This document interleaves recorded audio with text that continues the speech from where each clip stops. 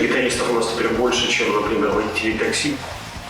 Мы начинали с братом моим, брали бадминтонные ракетки и делали вид, что мы рок-звезды. Можно прийти было, сделать уроки, поесть и просто с 3 часов до часов 10 пилить на гитаре.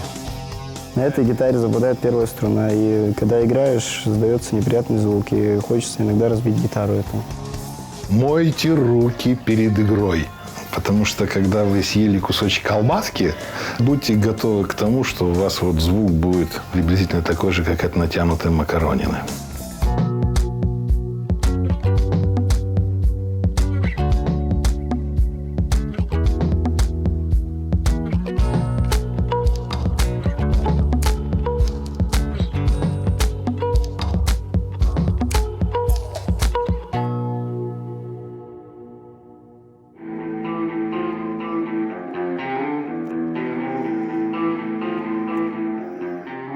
Расслабляешься как-то для себя. Есть, когда, вот у тебя злость какая-то внутри, ты можешь все на инструменте это сделать. Как бы выпустить пару и все. Первый раз ее услышал, я вообще не имел представления даже ни о каких рок-группах там. Я шел в музыкальную школу, и тут я слышу, электрогитара играет. Это мой преподаватель, оказывается, разыгрывался. Когда мне сказали, что я буду играть на электрогитаре, я сначала испугался, потому что я вообще на ней никогда не играл, не умел. Вот. И потом сразу с первых занятий мне понравился этот инструмент, и я начал его осваивать. За год уже научился играть нормально. Вот. Потому что мне нравится вот эта блюзовая музыка, джазовая, рок-музыка. У всех стереотип такой, что электрогитара — это все время там бубнёж музыкантов, которые там играют металл. То есть она может быть, вот как сегодня Антон продемонстрировал, она может тоже и теплой, и приятной. Большинство людей у нас в странах СНГ привыкли понимать, что электрогитара — это сразу какой-то GGG. Но на самом деле сегодня множество гитарных эффектов позволяет добиться абсолютно другого. Электрагітара – вынік сінтэзу мастацтва і тэхнічнага прагрэсу. За няпоўнае стагоддзе свайго існавання гэты інструмент нарабіў многа шуму ў сусветнай музыцы, нарадзіў цэлыя жанры і музычныя легенды, упісаў гісторыю імён асоб, якія, дзякуючы таленту, пакарылі мільёны слухачоў гукамі электрагітары. Адзін з самых папулярных музычных інструментаў планеты, яна дэманструе сапраўды бязмежныя магчымасці. В зависимости от разных эффектов и ревера, делея можно сделать звук как органа, просто чего-то огромного такого оркестра в какой-то мере.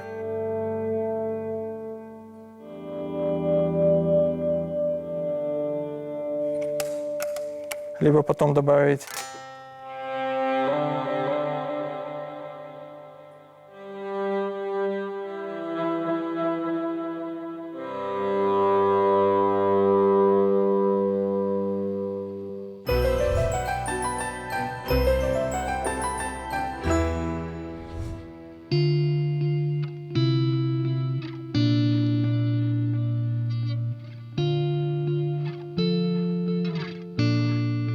Эта гитарка, она теплая, она называется Freedom, свобода. И она вот такая, как опытная женщина лет 35-40, которая знает себе цену, у которой есть тепло внутри, и которая, если надо, она прикрикнет. Если надо, она возьмет и успокоит. Сапраўдны музыкант – гэта творца, а ў творчасці няма канонаў, асабліва калі гаворка ідзе пра музыку, якую граюць на электрагітары. Таму сярод гітарыстаў заўсёды шмат тых, каму прадукты прамысловай вытворчасці не цікавыя, і хто шукае свой асаблівы інструмент. Гэтыя пошукі прыводзяць іх да майстроў гітарабудавання, а некаторыя і самі становяцца майстрамі. Берешь кусок дерева в руки и как-то уже приблизительно понимаешь, что получится из него. Или не получится ничего. Ты или слышишь его, или не слышишь. Даже если ты еще ничего из него не сделал. Вот. Это, видимо, какие-то такие вещи, которые очень сложно формулами объяснить, словами вообще объяснить. Это как раз то, что доставляет удовольствие. Когда ты вот заканчиваешь, натянул струны, взял пару аккордов и понимаешь, что ты время потратил или зря, или не зря. Но чаще получается, что не зря. Когда вы заказываете гитару у мастера, вы можете выбрать все. Начиная от дерева, сколько лет оно сушилось, досушить самому, конфигурация датчиков, где какие ручки будут. То есть все именно под ваше удобство. Накладка грифа какая, какой гриф, какие колки. Одному нравится толстый гриф, другому нравится, его не обхватить, надо что-то потоньше такое. Кто-то убежден, что тонкие грифы не звучат. Расстояние должно быть вот такое, как у Стиви Рэй-Вана, чтобы звук был такой, как у Стиви Рэй-Вана. Но хуже всего, конечно, это когда человеку хочется, чтобы звучало так, как у Стиви Рэй-Вана, но гитара была пониже, играть было полегче. Вот это вещи как бы несовместимые, вот это надо понимать.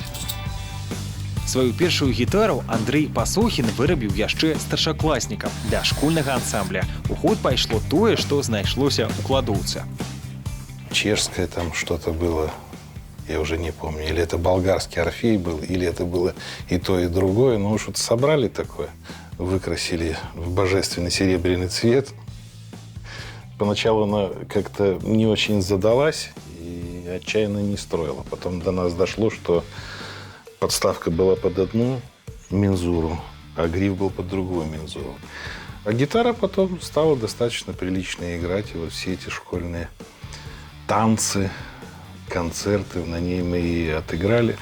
Она настолько впечатлила нашу директрису, что она не хотела нам ее отдавать. Говорит, забирайте все, что хотите, но ее оставьте. Мы ее оставили там.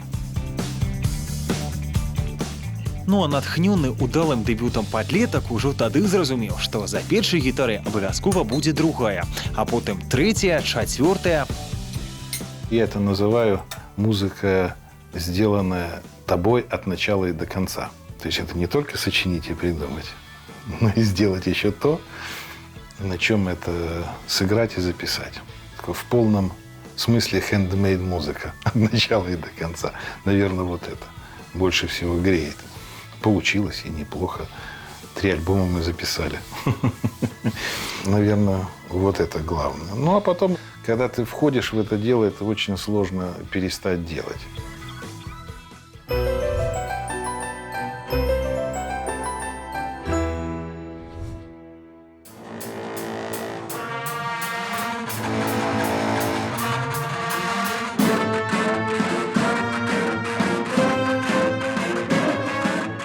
Если кто-то достаточно внимательно учился в школе, он приблизительно представляет, как формируется звук. Да? У нас есть катушка, есть постоянный магнит и есть металлический предмет, колеблющийся в этом вот магнитном поле, который вызывает изменение этого магнитного поля.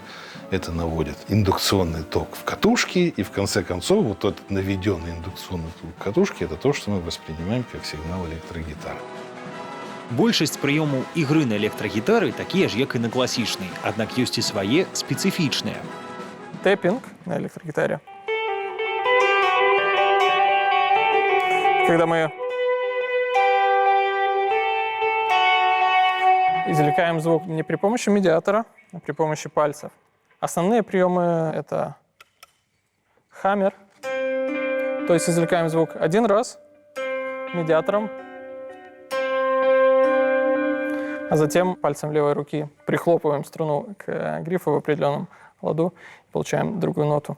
Обратный прием — срыв, когда мы убираем палец, срываем. Точно так же звучит 2 ноты. Как правило, они применяются в комплексе. Такім чынам, электрагітара наколькі простая, настолькі ж і складаная. Здавалася б, што тут думаць? Падключыў электрычнасць і грай. Аднак для таго, каб сапраўды ярка прадэманстраваць яе магчымасці, трэба набыць і асвоіць мноства спецыяльных электрапрылад. Вот эти 4 педали — это просто разные виды перегруза. То есть примочки, которые искажают характер звука, обрезают немножко волны и дают вот этот вот эффект, который мы привыкли слышать, как правило, в рок-музыке. Есть разные эффекты. К примеру, вот эта педаль — это ревер. Опять же, на ней можно настраивать разную степень реверберации, разный стиль реверберации.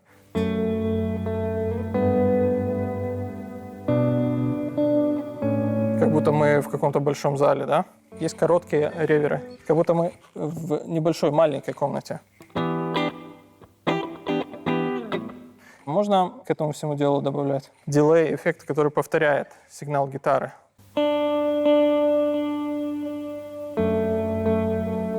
Что касается усилителей, он создает конечный результат. Но, опять же, самое главное – это те ощущения, которые он вызывает у исполнителя при игре. То есть это довольно такая же тонкая штука, очень индивидуальный подход. Кто-то слушает одну часть спектра, кто-то другую, кто-то больше ориентируется на тактильные ощущения. Есть два вида эффектов. Одни аналоговые, которые представлены на вот этой вот доске, и есть цифровые.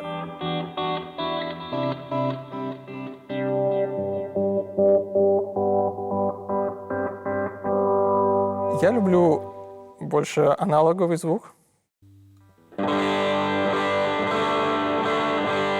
В этом есть определенное творчество, чтобы найти именно свой звук, то, что ты хочешь самому его воспроизвести. И, как правило, ламповые педали позволяют добиться более теплого, округлого тона гитары.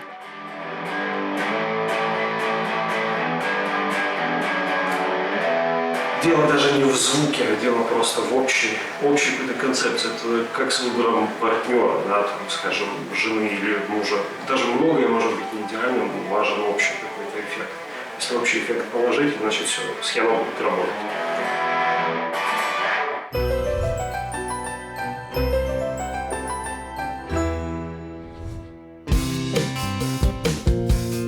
Сваёй пабудовай інструмент вельмі падобны на свайго акустычнага сваяка. Тут таксама дэкі, струны і грыф. Галоўнае, што робіць гітару электрагітарай, наяўнасць гуказдымальнікаў. Яны счытваюць ваганні струн і перадаюць іх у гукаўзмацняльнік. Існуе два асноўных віда гуказдымальнікаў – сингл і хамбакер. Звукосниматель, который называется сингл, он находится на этой гитаре здесь.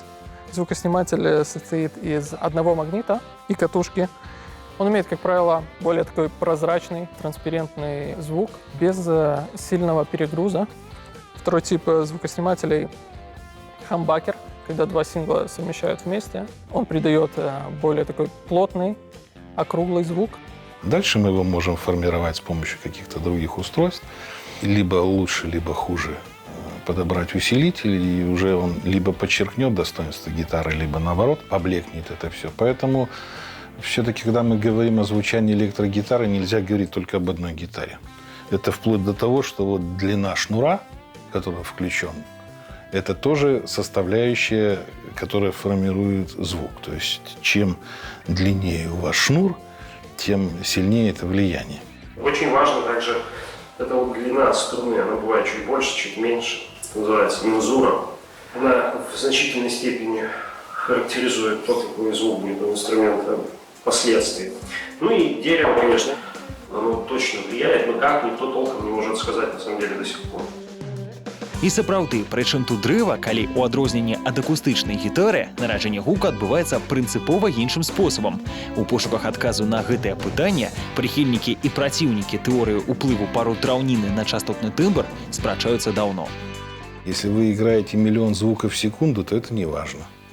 А если вы играете длинные отдельные ноты, то это становится важно, насколько ваш инструмент способен поддерживать вот за счет тех свойств именно конструктива, древесины, как она может резонировать со всем этим.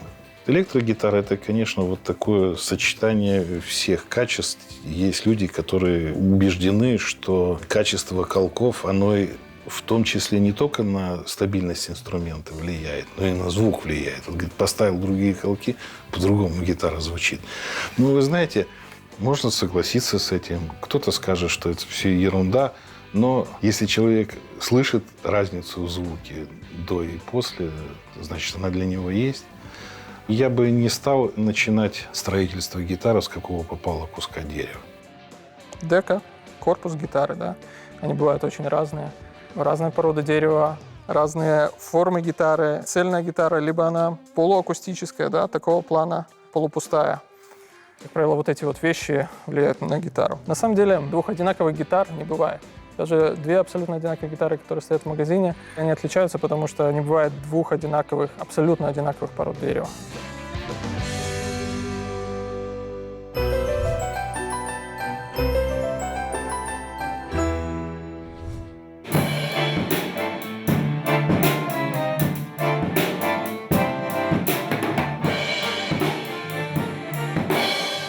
Электрагітара – адзін з самых маладых музычных інструментаў. Першы ў свеце гуказдымальнік у 1924 годзе прыдумаў амерыканскі інжынер-вынаходнік Ллойд Лоуэр.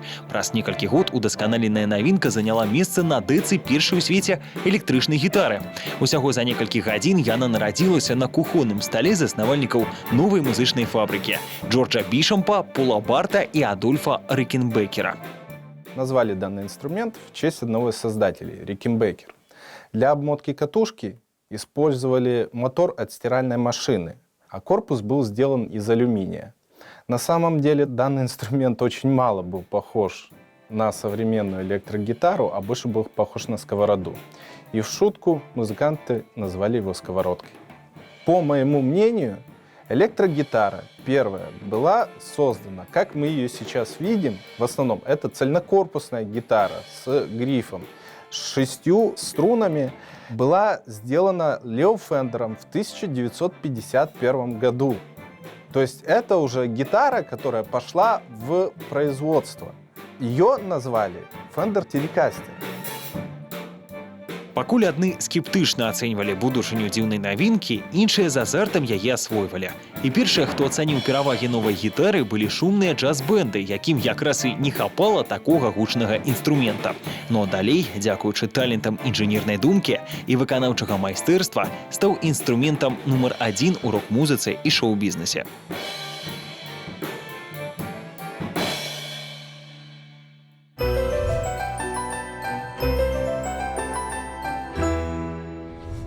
Раз, два, три.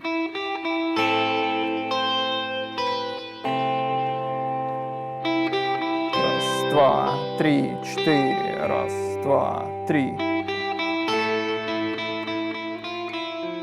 Мы начинали с братом моим играть на бадминтонных ракетках. Мы были с ним старше. У меня была младшая сестра, у него младшая сестра и брат.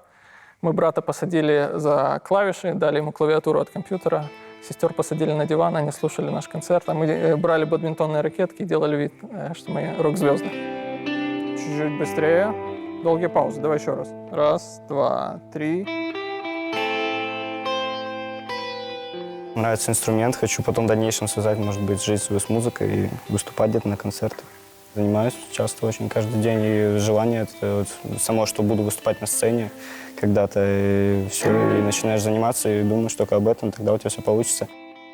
Гитаристов у нас теперь больше, чем, например, водителей такси, если сейчас кто-то хочет начать изучать процесс игры на гитаре, учиться этому. Сейчас время самое лучшее, которое когда-либо было в истории нашей цивилизации. Запаветная мара мільёнаў падлеткаў апантаных музыкай і жаданнем сказаць у ёй сваё важкае слова. І тут сапраўды талент талентам, а стараннасць у выкананні нуднаватых гам ніхто не адмяняў. У тым выпадку, калі ад прымітыўных акордаў жадаеш пайсці далей і паказаць сапраўдны клас. Я думал, что да, давайте мы будем играть по слуху. Был Джимми Хендрикс, который не знал нот практически, как говорят. Были еще люди, которые не знали ноты, выдавали мировые хиты. Но впоследствии я понял, что все-таки без знания каких-то даже базовых основ ты не можешь нормально, по-человечески построить композицию, если говорить уже о своем каком-то материале. У тебя нету базы, время твоего обучения, время твоего роста, оно возрастает.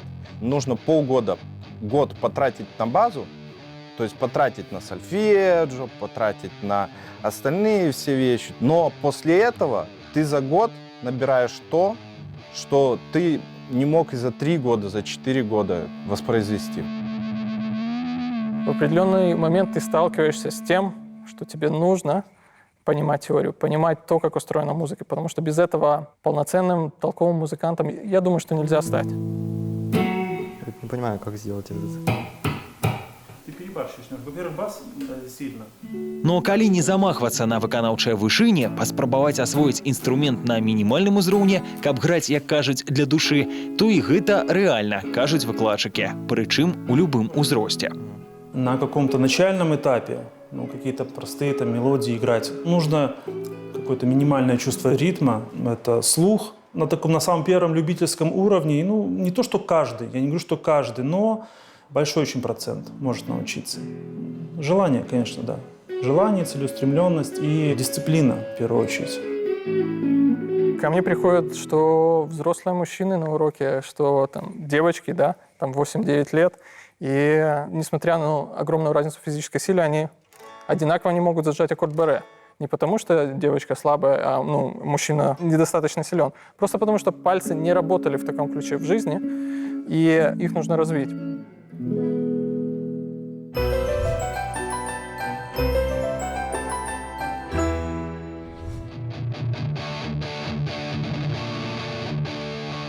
Мне она очень понравилась. То есть я ее взял в руки, и она звучала очень-очень хорошо.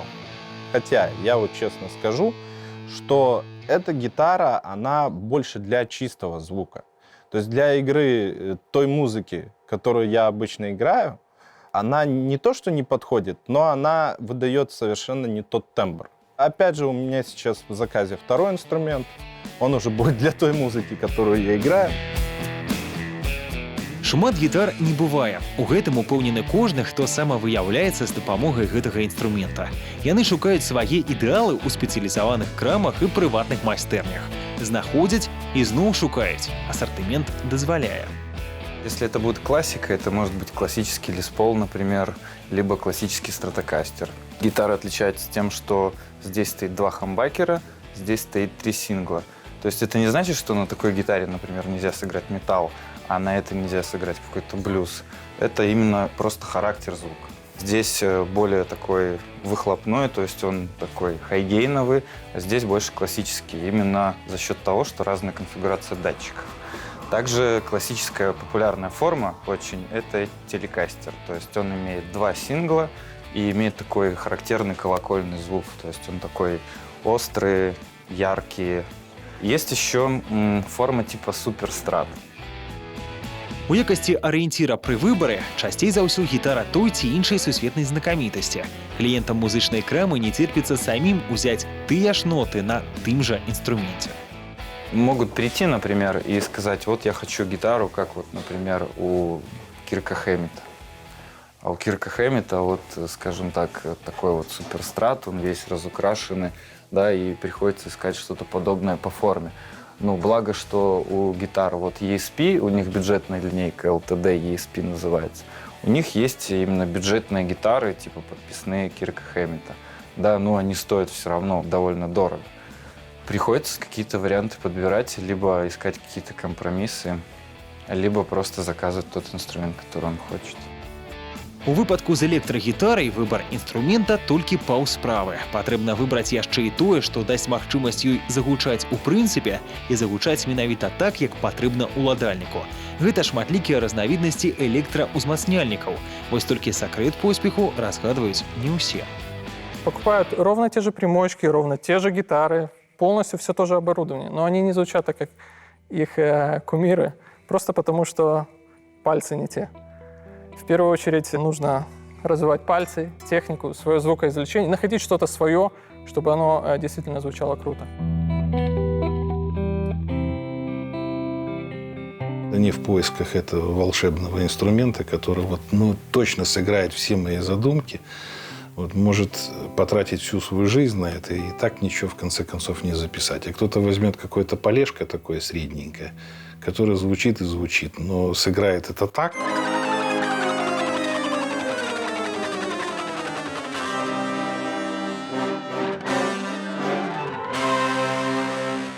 Такім чынам, сакрэт поспеху банальна просты. Справа не ў форме і не ў фірме. Справа ў руках. Ну і, канешне, у галаве, якая падказвае патрэбныя ноты. І самае каштоўнае, канешне, калі яны свае, уласныя. Одно дело научиться играть чужую партию. Можно ее максимально точно пытаться скопировать. Другое дело придумать эту партию. Это самое главное, на мой взгляд. Электрогитара для меня ассоциируется, конечно, с импровизацией. Это возможность здесь и сейчас творить музыку. Профессиональные музыканты еще задолго до моего рождения сталкивались с тем, что им казалось, это все, это конец, дальше придумать нечего. Безусловно, у гитары, электрогитары есть будущее. В какую сторону она нас удивит? На мой взгляд, скорее всего, изменения будут касаться характера звука. Все больше и больше новых гитарных эффектов появляется. Лично я люблю наблюдать за этим, потому что мне нравится извлекать из гитары абсолютно разные звуки. А пакуль будуць тыя, хто апантанна вышуквае ў спалучэннях струн і прымочак свае гукі, будзе і яна, электрагітара. Спосаб самавыяўлення яркіх асоб і голас розных пакаленняў.